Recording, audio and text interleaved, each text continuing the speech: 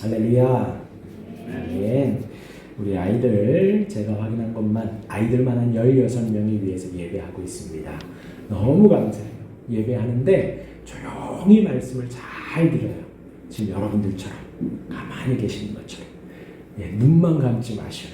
아시겠죠? 눈을 뜨고 룻겠니? 다 저를 보시고.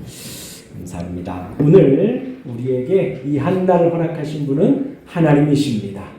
우리에게 호흡을 주신 분도 하나님이십니다. 예배를 할 수 있도록 기회를 주신 분도 하나님이십니다.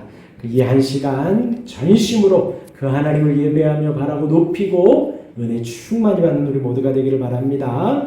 오늘 본문의 말씀은 14절부터 24절까지 읽었지만 12절부터 36절까지 한 단락으로 우리가 보려고 합니다. 제목이 뭐라고요? 어린 나귀. 원래 성경에는 어린 나귀 새끼까지 나와요. 근데 우리 새끼 하면은 어감이 좀 이상하잖아요. 그래서 새끼는 뺐습니다. 어린 나귀라는 제목으로 잠시 은혜를 나눌게요. 오늘 본문은 이렇습니다. 6월절이 가까이 오고 또 본문 중에 명절에 하죠. 그 명절은 바로 6월절을 말을 합니다. 그때에 예수님이 예루살렘 성에 들어갑니다. 입성하였다. 여러분들이 잘 들어서 알고 계시죠? 근데 그때에 들어갈 때에 예수님이 제자들에게 가서 저쪽 집에 가면 나귀와 나귀 새끼가 있을 거다. 가지고 와라. 그 주인이 뭐라고 하면 어떻게 합니까? 주가 쓰시겠다 하라. 정말 제자들이 가니까 나귀가 있고 데리고 오려고 하니까 그 주인이 물어요. 그러니까 주가 쓰시겠다라고 하니 그냥 내어줍니다. 그렇게 어린 나귀를 데리고 와서 예수님이 타고 예루살렘에 들어갑니다. 거기에선 사람들이 많이 모여서 종려나무 가지로 막 흔들어요. 그 중에는 헬라인도 있었다. 성경에 기록을 하지요. 헬라인이라면 이방인입니다. 유대인이 아니고 헬라인. 그러니까 지금 이스라엘 백성들이라고 하는 유대인들을 성경에서는 말을 하지요. 우리 표현대로 한국인, 또 뭐 일본인, 뭐 중국인, 그렇게 이방인, 헬라인은 그 이방인이었습니다. 그 이방인들이 모여서 예수님을 만나려고 합니다. 그러니 예수님이 때가 됐다고 하시면서 한 알의 밀이 땅에 떨어져 어떻게 돼야 된다고요? 죽어야지 많은 열매를 맺는다. 나는 생명이다. 영생을 얻으려면 너희가 죽어야 한다. 그렇게 가르쳐 주십니다. 그리고 이제 마지막으로 여러분들 35절, 35절, 36절에 보면 나는 빛인데 빛을 믿으면 너희가 빛의 아들이 된다. 라고 말씀을 하십니다. 예수님이 어린 나귀를 타고 들어가시는 이 장면 한번 나누어 보도록 하겠습니다. 예수님이 예루살렘을 입성합니다. 6월절 명절이에요. 유대인들에게는 이 날이 아주 중요한 날입니다. 1년 중에 이 6월절만큼은 전국에서 모이고 전 세계에서 외국에 있다가도 오는 날이 바로 이 6월절 명절이래요. 그런데 그때 당시 예루살렘 안에 거주 인구가 한 8만에서 10만 정도 됐다고 합니다. 우리 지축지구가 만 세대예요. 만 세대. 그러니까 부부하면 2만 세대. 아이 하나 있으면 3만 세대죠. 그러니까 4, 5, 그러니까 4만, 5만 정도로 추정을 합니다. 우리 지축지구에. 그러니까 요거 한 2배 정도의 인구가 그 예루살렘 성 안에 그렇게 거기 모여 있는 거예요. 평소의 삶이 그렇게 살고 있었답니다. 그런데 이제 6월절 명절이 되면 한 5배, 6배가 모였대요. 평소에. 그런데 지금은 예수님 입성하실 때는 평소가 아니지요. 몇 년 전부터 세례 요한이 사역을 했어요. 광야에서 사역하는데 막 유대인들이 모여서 요한이여 우리가 어찌할꼬 회개하고 세례를 받으라. 그 사역을 세례 요한이 했습니다. 그 소문이 막 퍼져갔겠죠.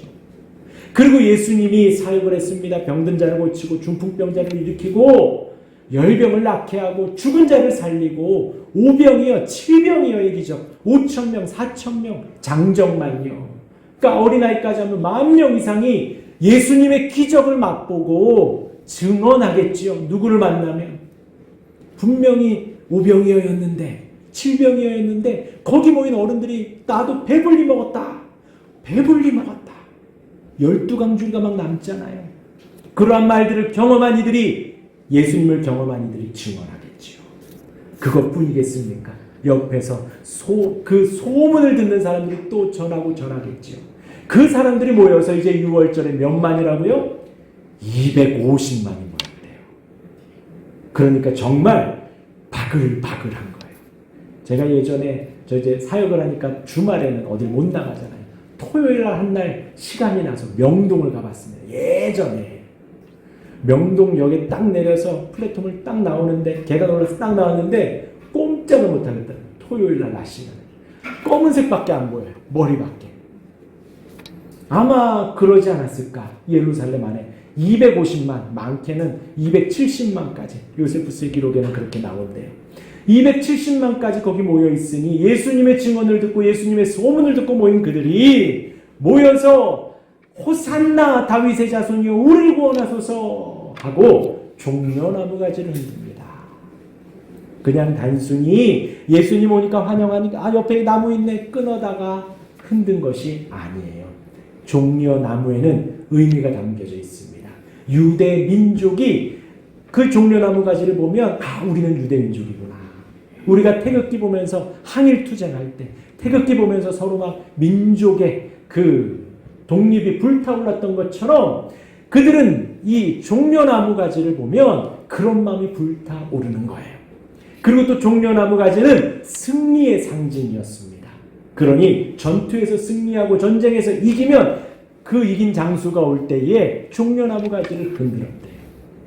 이들이 예수님을 보고는 와 맞다. 예수님은 우리의 병을 고쳐주시는구나. 죽은 자를 살리시는구나. 예수님은 우리를 배불리 먹여줄 수 있는 분이구나. 이제 곧 12 제자들과 함께 군복을 입고 칼을 차고 무기를 들고 저 로마의 황제를 찾아가겠지. 다윗처럼 용맹한 전쟁에서 승리하는 장수이시겠지.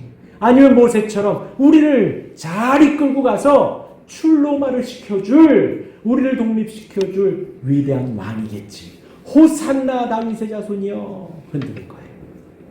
맞아요? 틀려요? 이거는 끄덕끄덕 하셔도 돼요. 맞아요? 틀려요? 틀리죠. 그러니 우리 예수님이 그 250만 많이 모인 이들에게 말로 선포하신 게 아니라 어린 나귀를 타는 행동으로 보여주시는 거예요.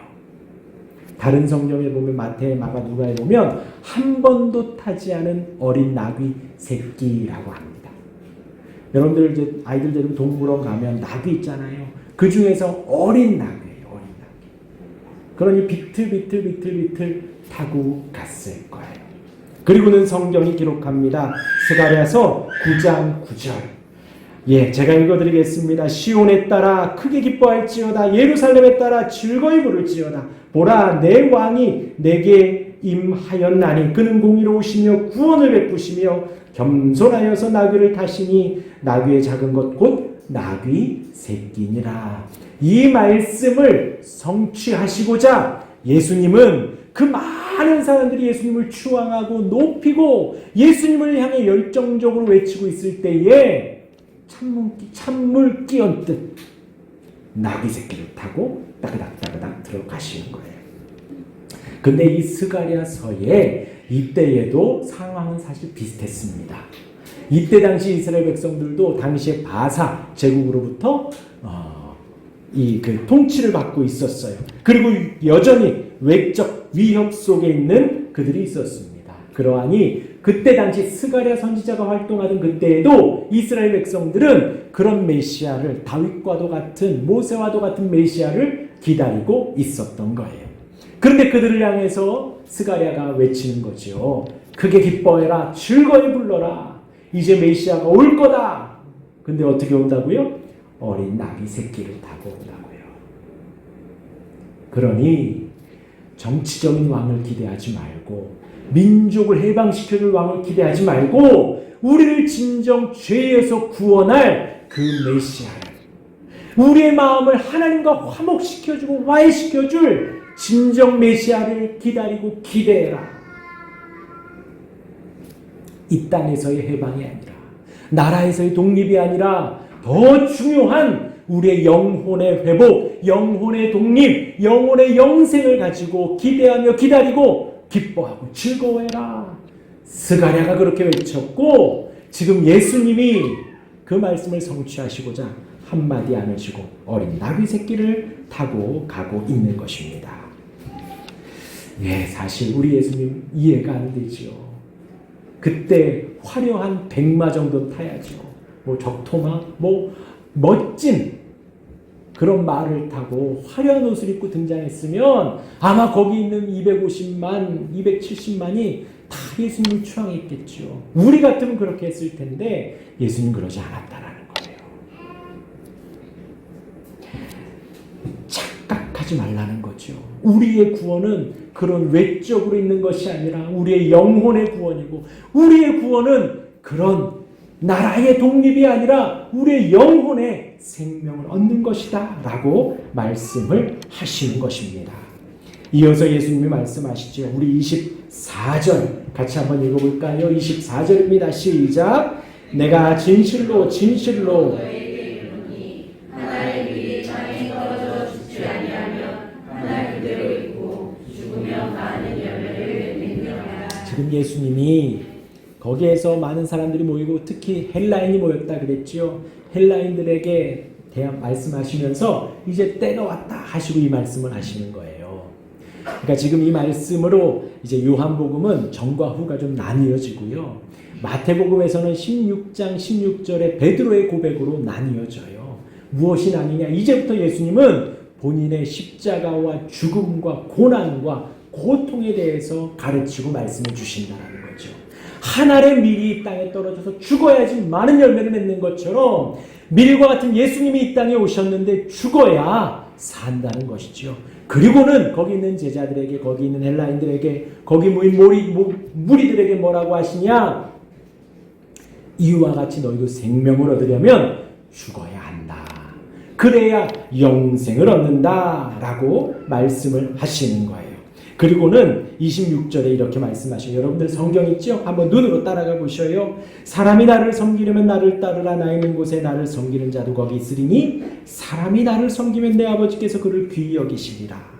자기의 생명을 사랑하는 자는 잃어버릴 것이고 자기의 생명을 미워해야지 영생을 얻는다. 너가 죽어야지, 너의 생명을 미워해야지 생명을 얻는다. 그게 뭐냐? 나를 따르는 거고 나를 섬기는 거다.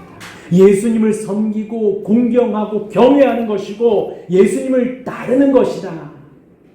뭐가요? 한 알의 밀이 죽는 것처럼 내가 죽는 것이 뭐냐? 예수님을 따르는 거예요. 예수님을 섬기는 것이 뭐냐? 내가 죽는 거예요. 예수님이 지금 그 말씀을 하시면서 생명과 영생을 우리에게 가르쳐주고 계시는 거예요. 중요한 것은, 나라의 독립보다 중요한 것은 나의 영혼의 독립이에요. 나라가 구원을 받는 것, 해방을 받는 것보다 내 영혼이 영적인 해방을 받는 것이 더 중요하다라는 거예요. 물론 나라의 독립도 너무나도 중요하지요. 우리 독립투사들이 그렇게 항일 운동을 했던 것은 너무나도 귀하고 고귀하죠. 성경은 상징적으로 그렇게 말을 하고 있다는 거예요. 우리의 영혼의 구원이, 영생이, 생명이 얼마나 중요한지 알아야 된다는 거예요. 그러니 예수님이 지금 어린 나귀 새끼를 타고 가고 있는 겁니다. 그리고 오늘 본문에 우리 예수님 마지막에 나는 빛이다 라고 말씀하십니다. 우리 36절, 여러분들 성경 있으시지요? 성경에 한번 보겠습니다. 36절을 같이 한번 읽겠습니다. 시작. 너희에게 아직 빛이 있을 동안에 빛을 믿으라. 그리하면 빛의 아들이 되리라. 여러분, 우리가 믿는 예수님은 빛이십니다. 빛이셔요. 목사님 여기도 빛인데요? 아니요. 이 세상은 다 어둠이에요. 우리는 어둠이에요. 어디로 가야 할지 갈 길을 모릅니다. 찾지 못합니다. 그런 어둠 속에 빛이신 주님이 우리에게 빛을 비춰주셔서 하나님을 찾게 하시고 따르게 하시고 쫓게 하시는 거예요. 그 빛을 따라서 우리가 걸음 나아갈 수 있도록 인도해 주시는 것입니다. 그렇게 빛을 따를 때에 너희는 빛의 아들이 된다. 빛의 자녀가 된다. 라고 말씀을 해 주십니다. 정리해 보면요, 예수님이 예루살렘 입성하시며 250만, 270만 명 그들 가운데에서 어린 나귀 새끼를 타고 오시죠. 너희의 잘못된 메시아 사상, 너희가 기다리고 있는 그리스도 그것들 다 버려라라는 거예요. 바른 메시아상을 가져라. 예수님이 우리에게 주신 것이 과연 무엇인지 제대로 깨달으라라는 거예요. 여러분들에게 어떠한 메시아 그리스도가 있나요? 우리 예수님이 내 인생에 어떻게 해주셨으면 좋겠나요? 회사에서도 잘 돼야 되고 건강도 해야 되고 사업도 잘 돼야 되고 우리 자녀들도 잘 자라야 하고 여러 가지 되었으면 하는 게 많지요. 예수님이 그러죠. 그것들은 누가 구하는 거라고요? 이방인들이 구하는 거예요. 여러분, 우상을 섬기는 사람들이, 이방의 다른 종교 가진 사람들이 뭘 빌겠어요? 다 그것을 빌고 있습니다. 그런데 우리 하나님은 다 알고 계시다라는 거예요. 다 알고 계시다. 우리 안고 일어선도 아시고 우리 머리털 하나도 아시고 우리가 기쁜지 슬픈지 아픈지 어떤지 다 알고 계시다라는 거예요. 그러니 그런 거 구하지 말고 우리 하나님이 원하시는 것은 우리와의 깊은 사귐을 원하시는 겁니다. 우리와의 깊은 사귐.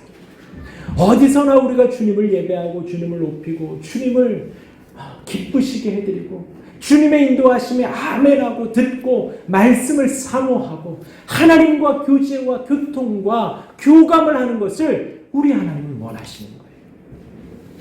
여러분들 주보 안쪽에 보면 하이델베르그 요리군답이 있습니다. 지난주에 성도의 교제에 대해서 나누었어요. 뭐라고요? 성도의 교제. 성도의 교제하면 뭐가 떠오르시나요?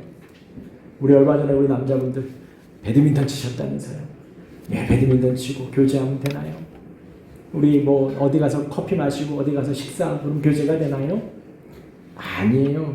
여러분 수요 예배에 설교를 한번 들어보셔요. 성도의 교제는 뭐냐? 동등됨 가운데서 나누는 거예요. 동등됨 가운데서. 하나님이 처음에 누구를 만드셨어요? 아담을 만드셨어요. 아담과 하나님이 같나요? 달라요. 평생 어떻게 해도 달라요. 그런데 하나님이 내려오셔서 동등됨으로 맞춰주셔서 교제를 하셨습니다. 그리고 하나님이 아담에 이어서 하와를 만드셨어요. 아담과 하와는 같아요, 달라요? 우리 옆에 있는 분 보세요. 나와 같아요, 달라요? 달라요. 키도 다르고 문화도 다르고 남녀 성도 다르고 취미도 다르고 좋아하는 음식도 다르고 모든 게 달라요. 그런데 같이 동등되게 맞추어가는 것이 이것이 교제예요. 교제. 성도의 교제란 바로 그것입니다. 저와 여러분들끼리 같이 나누는 거예요.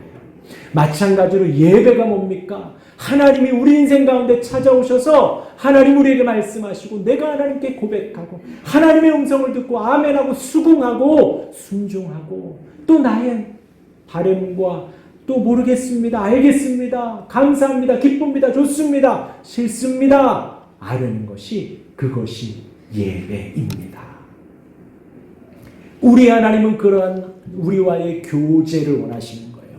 동등한 교제.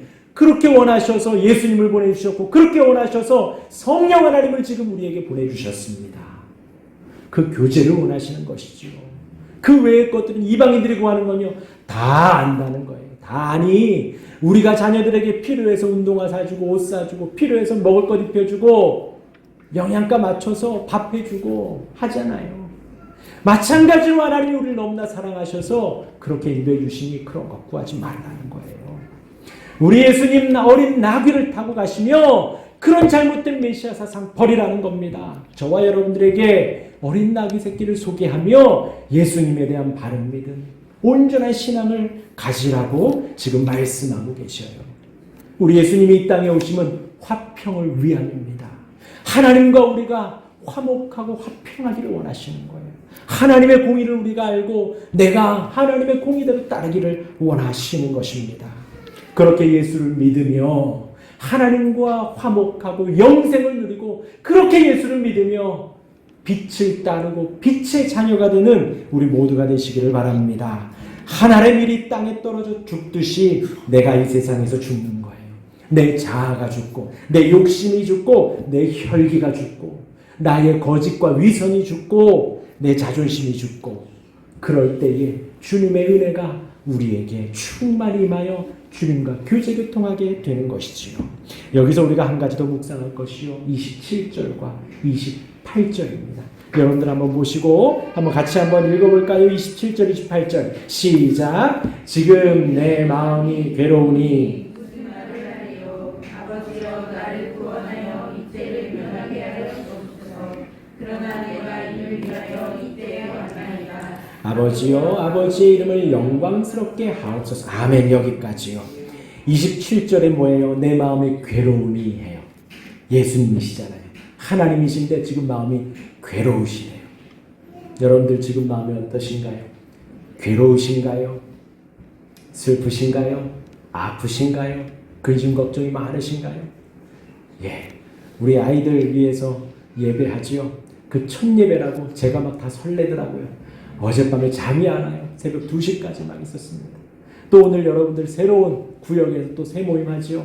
저는 하지도 않지만 또 제가 괜히 또 설레요. 잠이 안 와요. 여러분들 생각하면 그렇습니다.